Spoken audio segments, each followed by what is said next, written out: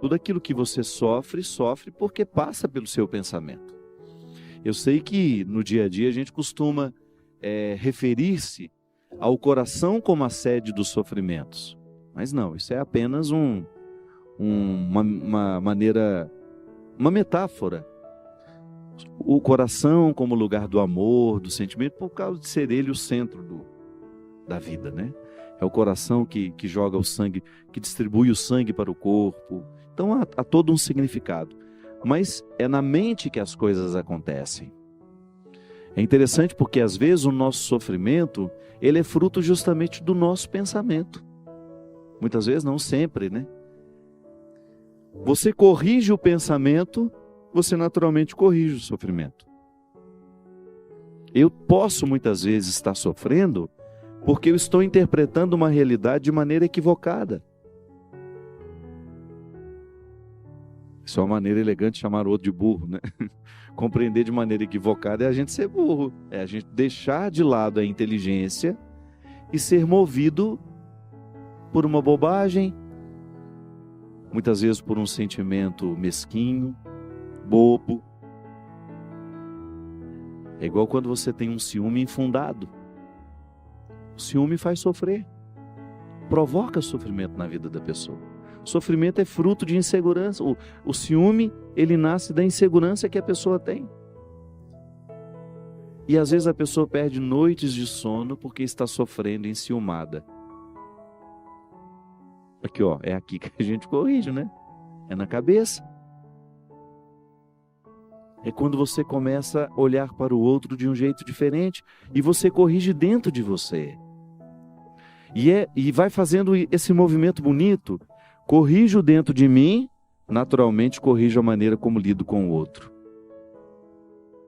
É tão interessante, minha gente, quando você pega a palavra de Paulo e ele fala que é na transformação das nossas mentes, é a partir da transformação da mente que nós podemos ser de fato cristãos.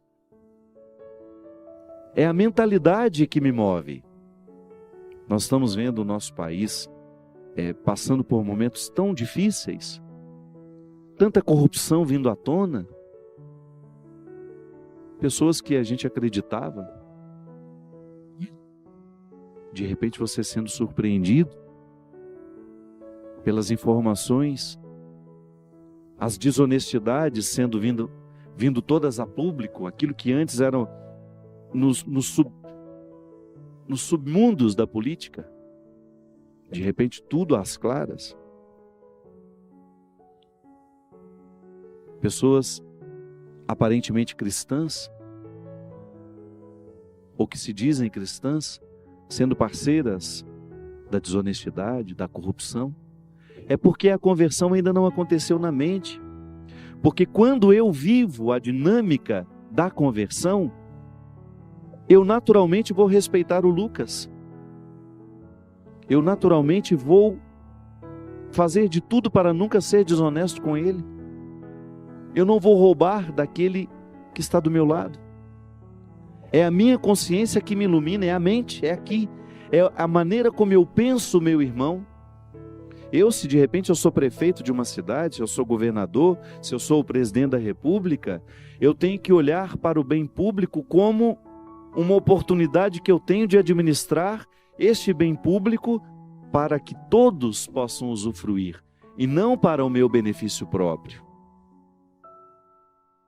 Quando a gente fala, aquele político é cristão, tá bom. Isso não quer dizer nada. Eu quero ver a atitude, é cristã. O passado, a idoneidade, o que escolhe viver dentro da política, o bonifica como um cristão de verdade, o expõe como verdadeiro cristão.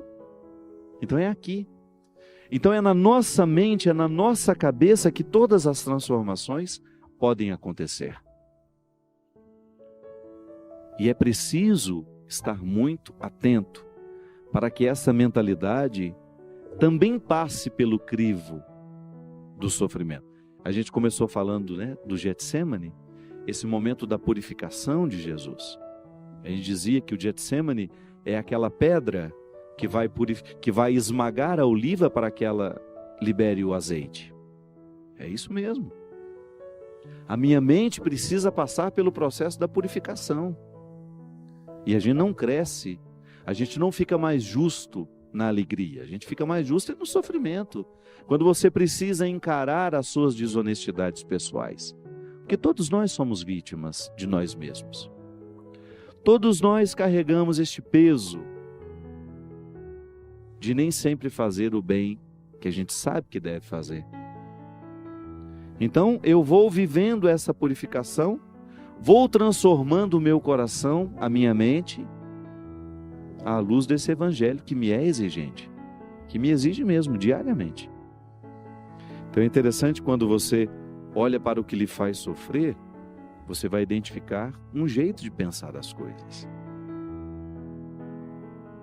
E quando você se dispõe a modificar a maneira como você pensa as coisas, você inicia um sofrimento purificador, que vai lhe arrancando daquele processo opressivo que até então você estava. Dei o exemplo do ciúme e volto a ele. Uma pessoa que é movida pelo ciúme, ela não tem paz. Ela vive para observar o que o outro está fazendo, quem estava com ele, quem foi com ele, quem deixou de ir, com quem que ele falou, com quem ele deixou de falar. E a pessoa vai se sentir sendo preterida, né? Ela vai se imaginando assim. A partir do momento que ela pensa, não faz sentido eu pensar assim. O outro tem o direito de ter a vida dele e eu estarei ali, eu participarei de acordo com a minha possibilidade e com a abertura que eu posso alcançar. Aí, naturalmente, você começa a pensar diferente o outro e você. Agora, quando eu percebo que o meu pensamento é capaz de me libertar das minhas angústias, você ganha um grande aliado, que é a reflexão. A reflexão é o melhor remédio para curar as nossas angústias, os nossos sofrimentos, porque quando refletimos com sabedoria, com equilíbrio, a gente tem uma possibilidade de expulsar de nós os sentimentos opressivos. Dá certo, viu? Eu sei que pensar ultimamente tem sido difícil, porque a gente chega tão cansado em casa, a gente vive com tanta correria, que nem sempre nos é possível parar, fazer uma reflexão da vida, ou fazer uma oração que lhe faça refletir a vida. Porque às vezes a gente vai para a oração, mas a gente vai com tanta coisa para pedir, que não sobra tempo para refletir. Volto a dizer, o contexto dos acontecimentos precisa nos ajudar a pensar a vida. Então você olhar as realidades com mais parcimônia, com mais paciência, com mais calma. E você tendo a oportunidade de arrancar do coração e da mente tudo aquilo que está sendo opressivo na sua história. Eu particularmente penso que quanto mais a gente traz a reflexão para a nossa vida, mais a gente vai ficando libertado. Jesus dizia isso, né? Conheceis a verdade e a verdade vos libertará. Qual é essa verdade? Como é que nós chegamos ao conhecimento da verdade? Mergulhando em nós mesmos. Se você quiser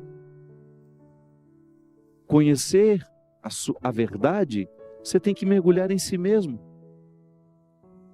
É aqui dentro que tudo está revelado.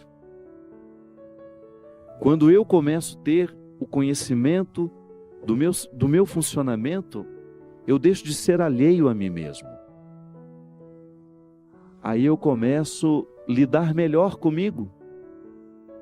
É interessante, minha gente. Também muitos dos nossos sofrimentos nascem e são mantidos porque a gente não sabe lidar muito bem com a gente. Passamos, às vezes, uma vida inteira, né? Sem se aventurar. A gente passa a vida sem se aventurar na experiência do autoconhecimento. A gente vive para fora demais. A gente vive o tempo todo para fora, para fora, para fora. Isso vai nos tornando pessoas fúteis, sem consistência. E é tão triste isso. quando você percebe que está lhe faltando consistência. Que quando nos falta consistência, a gente não para em pé. Do ponto de vista humano. Jesus deu conta de viver o Getsêmani dele, apesar do sofrimento, apesar de ter achado difícil, a Sagrada Escritura nos diz isso, ele deu conta por causa da consistência humana que ele alcançou ao longo da vida. Jesus não brincou de ser gente. Ele levou a sério a possibilidade de ser o filho de Maria, de ser o filho de José.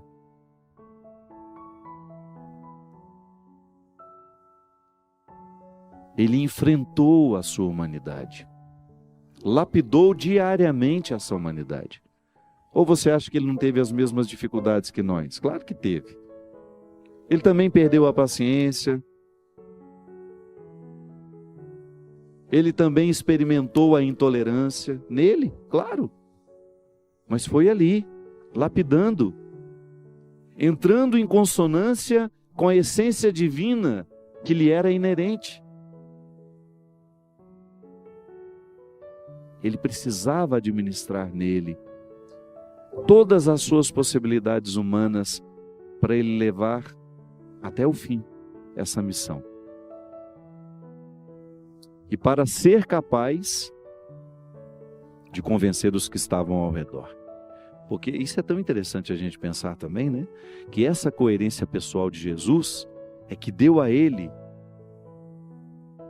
os seguidores que ele teve. Foi prestando atenção nessa humanidade tão atraente que as pessoas começaram a seguir Jesus. Eu sempre gosto de diferenciar isso. Antes de fazer uma experiência de Jesus, Filho de Deus, as pessoas faziam uma experiência de Jesus, Filho de Maria e José. Um ser humano inesquecível. Um ser humano admirável. Uma maneira de pensar, um jeito de ser, que nos leva adiante, que nos faz estar no mundo e para o mundo, com a mesma missão que Jesus esteve. Claro, nós somos muito limitados, mas foi Ele mesmo que nos disse que nós podemos fazer as mesmas coisas que Ele fez. Nós também podemos expulsar o demônio do mundo, nós também podemos expulsar a injustiça do mundo, nós também podemos proclamar a verdade e estabelecê-la como uma regra de vida. Basta a gente ter disposição de sofrer toda vez que for difícil ser assim. Não ter medo do sofrimento que nascerá desta opção cristã. Sim, para eu ser cristão, eu preciso sofrer diariamente os desafios da vida cristã. Ah, mas o fruto é muito bom, porque a gente se torna uma pessoa muito melhor a partir dessa luta. Derrame sobre nós, sobre os nossos corações, sobre as nossas vidas, a bênção e a proteção do céu, do Deus Todo-Poderoso, Pai, Filho e Espírito Santo. Amém.